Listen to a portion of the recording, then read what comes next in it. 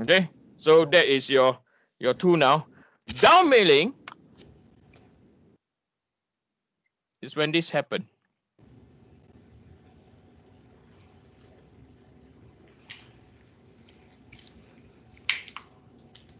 Okay, so this is what we call by what?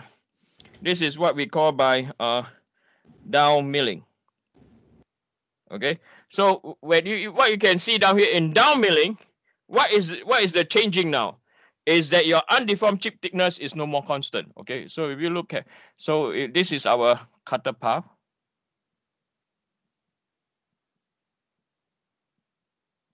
Right, this is what we're going to remove. Anything on top of the chain line, right, we're going to remove by the tool, right? So the tool will move in, right? The tool will move in with a velocity we usually call u. So what will happen is it in the initial cut, okay, or when the tool initially move, this thickness will be your what? T max, right? And then when it will finish off, this with your will be your T min.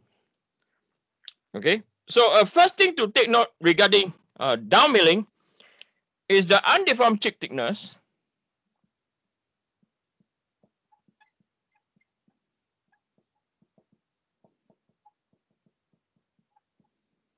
Okay, undeformed chip thickness, T, right, starts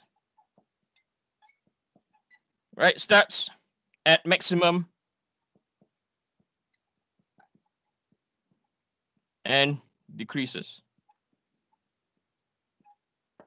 Right. So now, if we were to put in our hardness, right? Remember the hardness we have drawn. So let's say we measure our hardness. Okay. So let's say over here we have our hardness measurement. Okay. So this is the depth. Right. So this is our hardness. Right. Over here, the x-axis is our hardness. Right. And we know that if this is our bulk, right, it will recover at a certain depth. Yes or no? Right? That is what we have drawn before.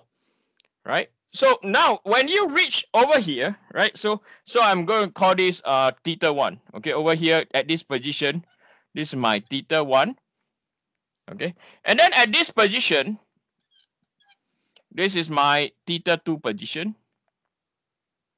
Okay, again, same thing, hardness, right? And then this is our bulk hardness, right? And then this is, okay. So what you can see as the tool moves further, right, is going to machine, is going to, the edge is going to see hardness as harder, right? So for this case, the hardness is at its bulk hardness, okay?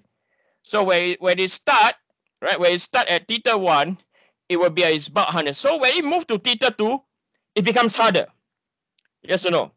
Right, but don't worry, okay? Why? Because when the tool moves, temperature increase, right? So temperature generated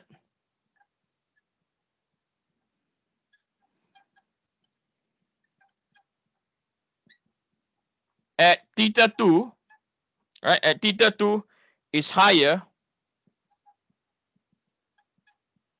than theta 1, right? So therefore, you had heat energy assistant at what? Theta 2. Right, theta 2, why? Because once you start deforming material, conservation of energy, mechanical loading has to go to sound and heat, and you have more heat at where? Theta 2. Okay, so this is what we call down milling.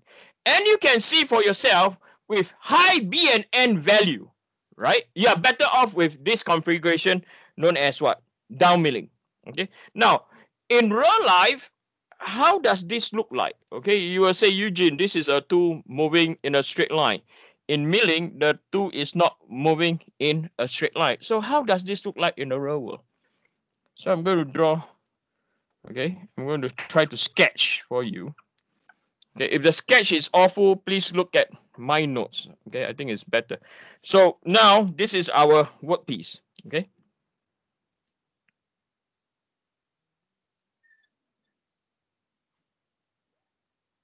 So this is the plan view.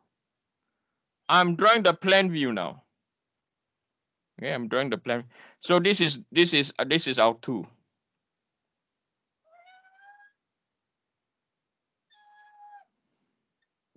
Okay.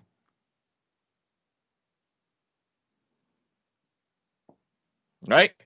So the tool rotation is going this way. Right, and this is our insert. Okay, so this is our tool holder. Right, this is our insert or tool. Right, this is the sharp edge. So when it cut the next path, the cut will be look like this. Okay, so what you see over here, and then this is the direction of the workpiece. Okay, so this is a workpiece motion. Okay, so we are looking at the plan view, right? So plan view, so this is our plan view, right? So the next cut, what you'll see is you'll see that the small t, okay, T1, right? T1 is very, very big. So when it rotates further, right, T2 becomes smaller, right? T3 becomes smaller, and T4 will become smallest, right? So you can see this is similar to what? Down milling, okay? So during two engagement, so if we were, so I'll write something out first, okay? So during two and workpiece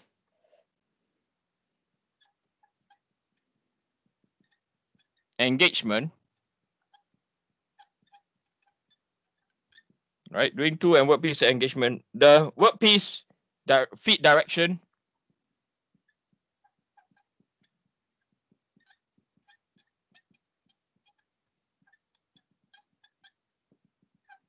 is similar, okay? Is similar to the two, right? So what do I mean by two and workpiece engagement? So the two and workpiece engagement is this region.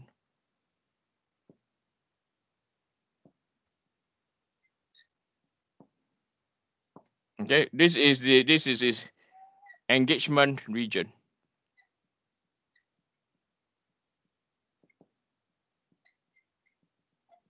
Okay, this is where engagement. So then the chips, okay, so the chips will deposit down here, right? The chips will deposit down here. So these are the chips, okay?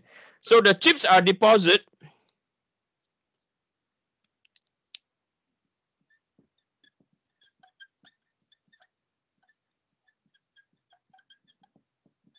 be deposited behind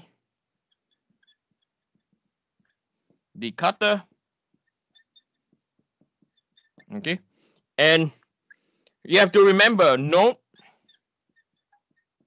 these chips are harder than the workpiece. Why is harder than the workpiece? Because when the in cutting, a lot of heat go to the chip, right? Because it has very small thermal mass, and then when you heat up very high, it cools down very quickly. There's a possible of phase change, and when that happens, okay, the chips are very, very hard. Okay, so now this is down milling. Okay, so this is the schematics of down milling. This is down milling in real life. Now let's look at up milling. Why up milling is no good for material with high B and N. Okay,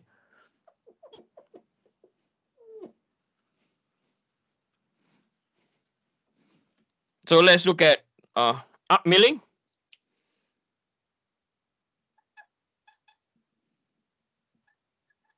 So another name for arc milling that we use is also known as conventional milling.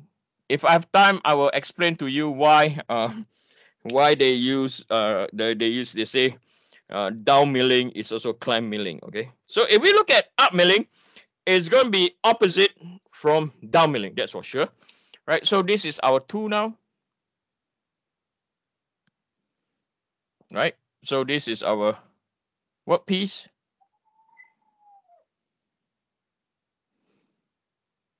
right? You can immediately see the difference, what is going on already. So this is our tool, and this is our workpiece, and this is our motion U, right? So you'll see this, right? So what you see over here, right? So this is our T min. It will start from T minimum, and then it will finish off with what? T max, right? It will finish off with T max. So if you have a material that is strain hardened sensitive, okay, see what's going to happen, right? So this is the hardness, right? You're going to hit a much higher what? Hardness, right? So over here, this is your hardness. So I know we have drawn somewhere, this is my theta 1, okay? I know I've drawn somewhere further away. Could you imagine if it's over here, right? At the very edge, what will happen though? The hardness is going to be what? Very, very high if it's strain hardening sensitive material. So as you move away, right? As you move away, this is your theta 2, right? So this is our bulk hardness, right? And this is our, right? So you can see what's going on. Once it goes higher undeformed chip thickness, it becomes soft again. Okay, so in up milling, the undeformed chip thickness,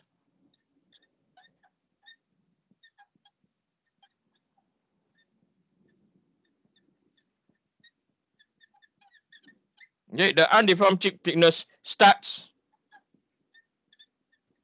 from minimum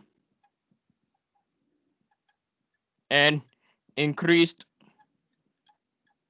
okay, and it increases, okay, and it increases, right? So now you ask me, okay, how is this related to roll milling? Okay, so I'm going to draw now similar now. Okay, so I want you to watch this one. Okay, I'm not going to erase the down milling.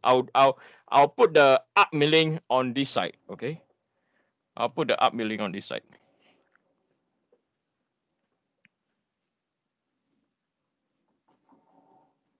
Yeah, so I'm going to draw up milling, okay, on the other side.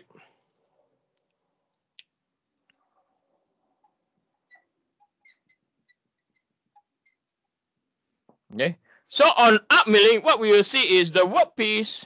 This is the workpiece. Okay,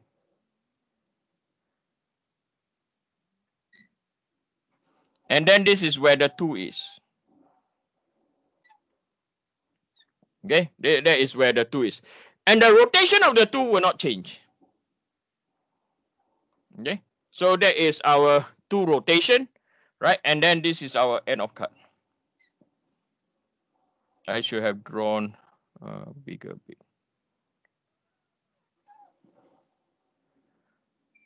Right? So you can see where the tool engage the workpiece is not in the same direction anymore. So this is again our workpiece motion. So our tool will start from here, right? It will start from there. So this is our tool holder.